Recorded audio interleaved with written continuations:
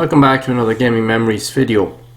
Here we're actually taking a look at a game called Assault Retribution that was released in 1998 for the PlayStation. It is a futuristic action-based shooter where you're running around cityscape type of environments trying to pretty much save towns and cities or even the world from alien outbreaks. And it's based like years into the future, as you can see by the aesthetic of the graphics and so forth. You're wearing like suits of heavy futuristic type armor with real big like laser pulse rifles and guns. It's like your normal type of games in these type of franchises where you have access to a ton of different weapons and accessories and so forth that can actually help your playthrough and allow you to pretty much gain an advantage to gain further. But I find with a lot of these games as well, they're definitely good and enjoyable to play, but I find a lot of these games after a while do become a little bit on the repetitive side due to their nature, because it's literally just the same thing over and over again. It's just get from point A to point B and just destroy endless amount of enemies in your wake. Like as you can see here, if you stand here, the enemies literally just keep coming. There's no stopping them at all. But in saying that, the upgrade system on the weapons is quite cool. It definitely makes your playthrough a lot easier as you're actually going through the game. So it is fairly simplistic in its nature, and the graphics for the time were actually relatively decent enough, considering. You can definitely see like where they got the influence for this type of game based off a lot of other futuristic based type of shooters or even movies that were released around that time and that era as well. Because even looking at it here, it does kind of remind you a little bit likes of RoboCop and like Aliens based kind of, or like even Starship Troopers or those kind of films.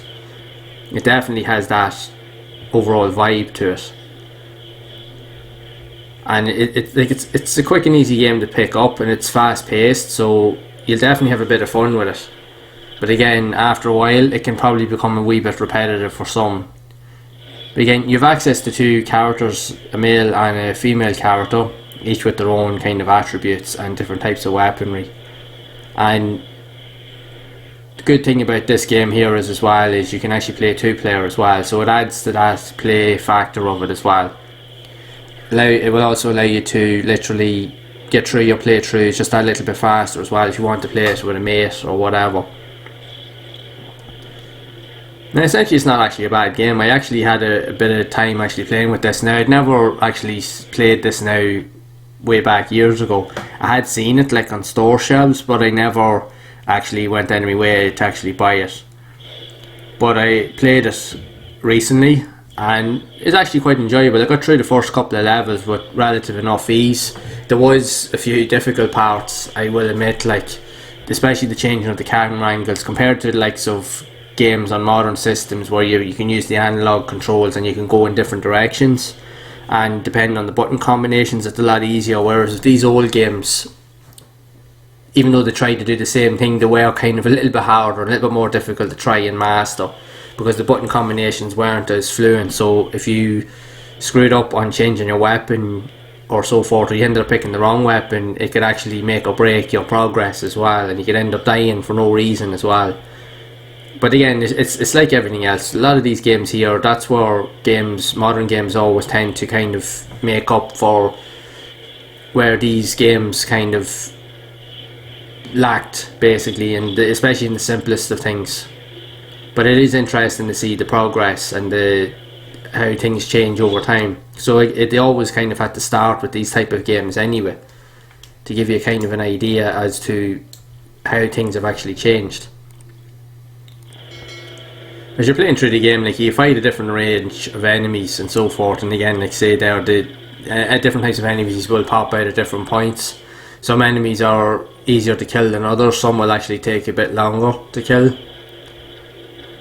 Some of them actually have different weak points and you kind of have to wait for a little while and hit them on the weak points before you can actually do any damage and so forth. But generally it's nothing too difficult for the most part. Again, you can always increase the difficulty of the game, and then you'll see how difficult it is, because I know with these games, when you do that, these games are never easy. You'll be destroyed very, very quickly.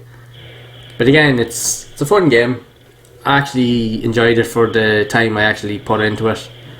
And again, it's like with all the games I'm playing with this channel, I want to experience, not only showcase my memories and experiences of games that I have played, but I also want to allow myself to actually go and explore all those other games that I never got the chance to play, that I always did want to play back in the day, but I never had access to them, because obviously you could never like afford to buy them and so forth as well.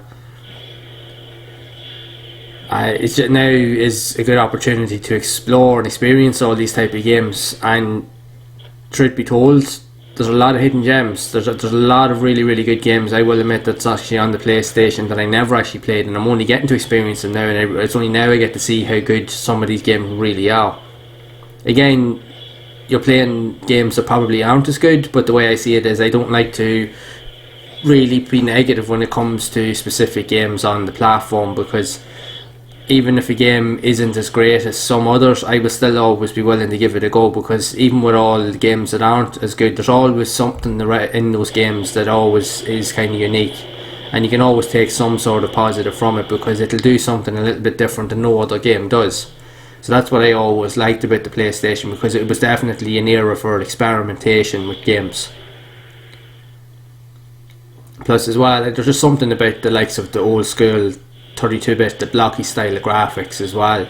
They were simplistic, but yet they also gave you that realistic kind of feel as well, and due to the hardware capabilities as well, it was amazing to see what was possible back then and how far they could push the systems. And games like this here definitely showed that.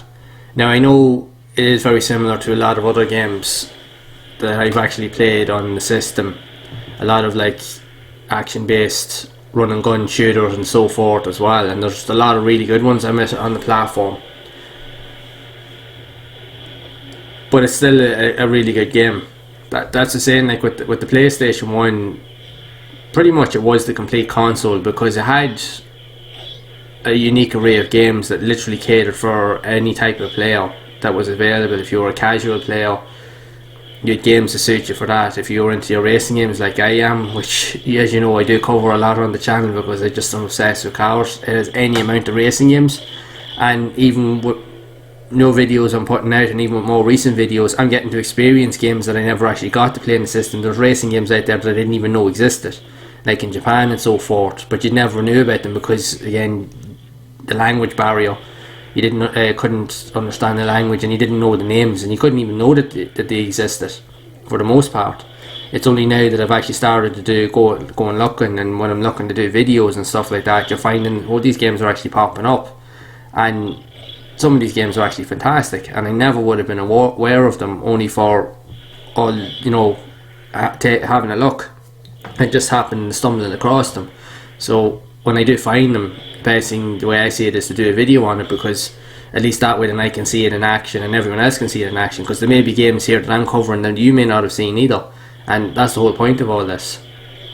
Because it definitely is like there's so many games on the PlayStation that will suit most type of players, and they're definitely worth exploring and experiencing.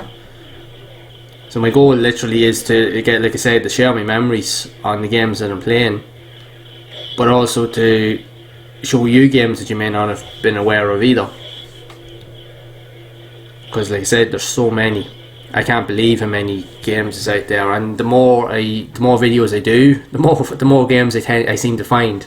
So for me, there's definitely going to be a lot more videos coming your way, basically, because it's insane the amount of games that were released on the platform, not just in Europe but in, say, in America, and especially in Japan. It's absolutely insane the amount of games.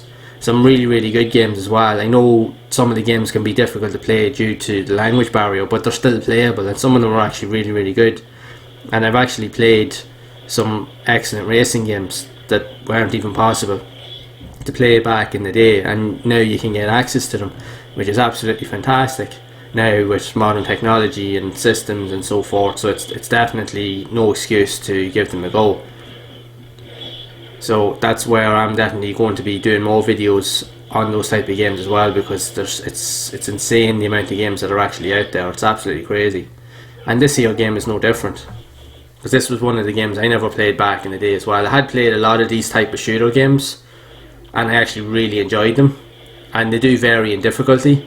This one here, I found some parts of it were quite difficult, but that other parts were actually super easy. You can then just run past a lot of areas and just keep going without too much trouble. So it's totally up to yourself how you wanted to play it. But again, if you want a quick blast and just a bit of fun, just to shoot the hell out of stuff, this is definitely a game that would be worth looking into, for at least play for at least an hour or two. Or if you wanted to play it multiplayer with your mates, it's definitely worth looking into for sure.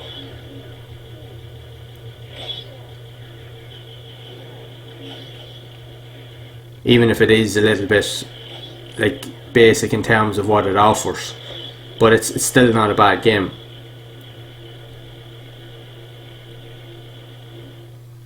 So as you go through the levels, you can see like you get to certain points where you do have like sub bosses and stuff, where you have more enemies that you need to kill, and you kind of have to adjust your play style and even like aiming your weapons and so forth to actually, compared to what you would normally be playing, that would actually help you get through it. But again, it just all adds to the fun of the game, so that way then you're learning to adapt as you're playing. That was the fun of these type of games as well, that you were learning new things as you went along. So that added to the whole appeal of all these games.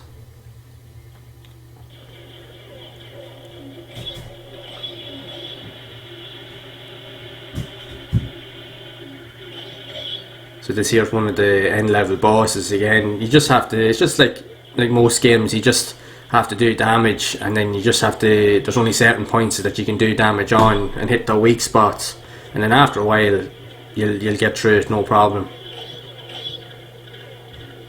Even though it is very hectic, it's just crazy the amount of enemies that are just spawning from everywhere, just mental. But again, it just adds to the appeal of these type of games anyway, so they're good, quick fun games to play if you want to pass a bit of time.